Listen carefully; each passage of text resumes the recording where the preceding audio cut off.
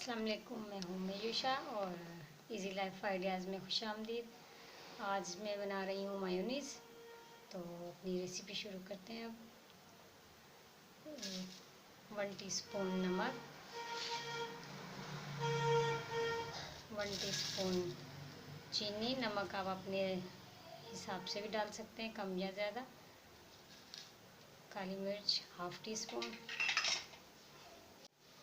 सिरका 1 टीस्पून,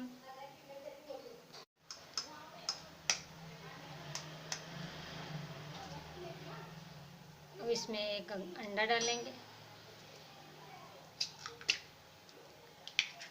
और ये ध्यान रहे जो चीज़ें भी इस्तेमाल करनी है वो सारी खुश्क हों, बिल्कुल भी पानी ना लगा हो आपके हाथों में भी। अब इसको ग्राइंड करेंगे।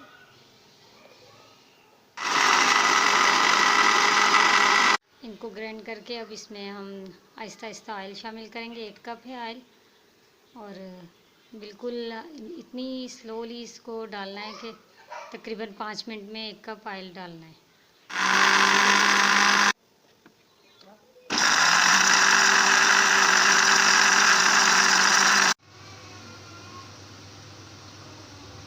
माशाल्लाह बहुत अच्छी मायोनीज़ बनी है।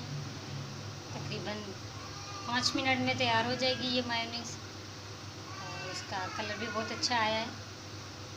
फिर नई रेसिपी के साथ दोबारा हाजिर होंगे। तब तक के लिए अल्लाह हाफ़िज़।